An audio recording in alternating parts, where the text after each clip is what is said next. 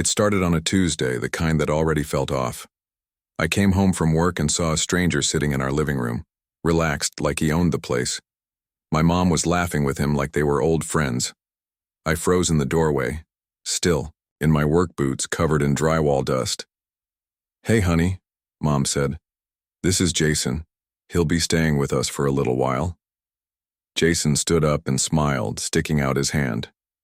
"Nice to meet you, man." He looked like he belonged in a coffee commercial, clean-cut, flannel shirt, quiet eyes.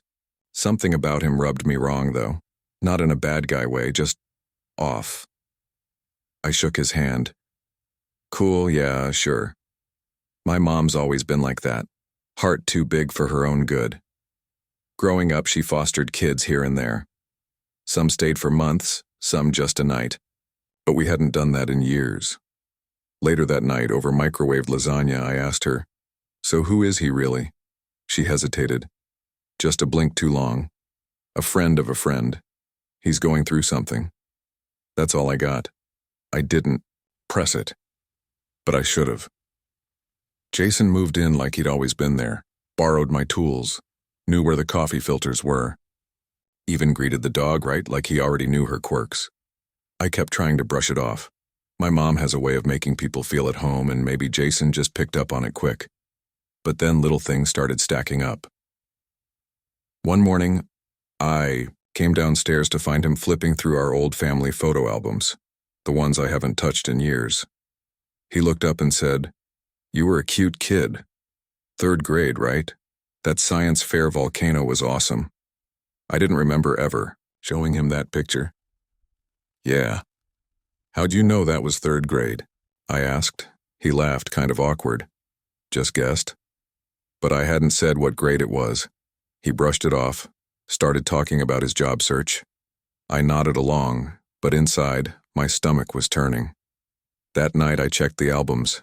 That volcano picture, tucked in the back of the 3rd book, buried deep. He'd had to flip through almost everything to find it. He wasn't just looking. He was searching. But for what? And why did he seem like he already knew us? 2 weeks in, Jason was more comfortable than I was. He'd started helping around the house, doing dishes, fixing that leaky faucet my mom had nagged me about for months. I wanted to be grateful, but something kept poking at the back of my brain. Then came the moment that snapped something in me. I was coming down the stairs when I heard him in the kitchen. He was laughing with my mom over breakfast. "Thanks, Ma. You always make the best pancakes," he said. "Ma." I stopped halfway down the steps. My heart thudded. I hadn't called her Ma since I was a kid, and only my dad used to call her that. No foster kid ever did. They all stuck to Miss Jeannie or Mrs. Halbrook. When I walked in, they both went quiet for a second. Then she smiled too quickly. "Morning, sweetie. Want some pancakes?" Jason looked up at me with this weird calmness in his eyes, like he knew I'd heard. I sat down, but I barely touched the food. I felt like an outsider in my own kitchen. Something wasn't right. And my mom? She was in on it. That night I went up to the attic. I hadn't been up there in years, but something about Jason calling her Ma, it shook something loose in me. The attic was still dusty, stacked with boxes full of old toys, baby clothes, and tax records. I wasn't even sure what I was looking for until I saw a box labeled Private Mom in black Sharpie. It wasn't even taped shut. Inside, I found a manila envelope. No return address. Just our last name, Halbrook, scrawled in pencil. I slid out. A letter, folded neatly. The paper felt heavy. "Dear Jeannie, I don't know if this will reach you. I just need you to know I'm not asking for anything. I just want to know where I came from. I found your name on some old hospital forms. I think you were my birth mother." I stopped breathing. The letter was signed.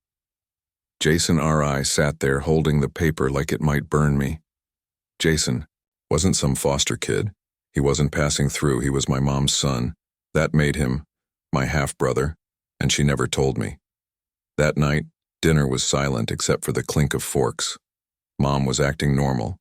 Too normal. Jason glanced at me a couple times like he knew I knew. Halfway through the meal, I dropped my fork and said, "So, you gonna tell me what's going on? Or do I have to read the next letter?" My mom froze. Her face went pale. Jason didn't say a word, he just stared at his plate. I found the letter, I said, looking right at her. The one Jason sent you, about being your son. The air got thick, heavy. She finally spoke, her voice shaking. I was going to tell you, I just didn't know how. When?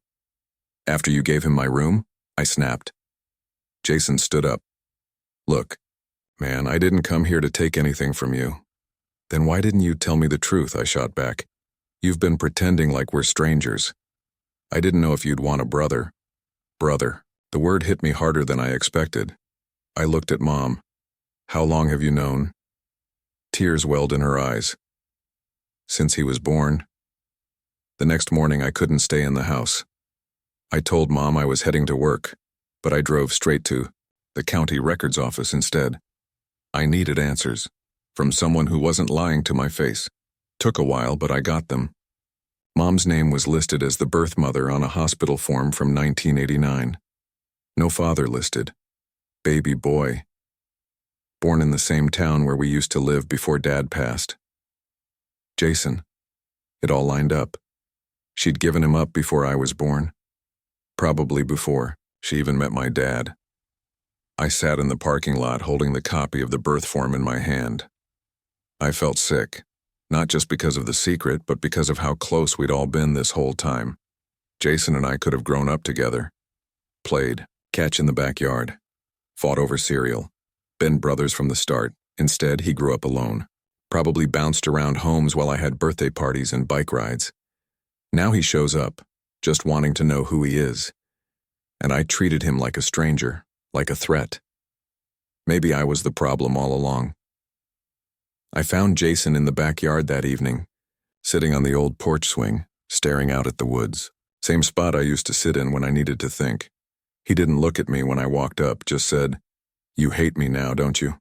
I sat down beside him. The swing creaked under our weight. "I don't hate you," I said.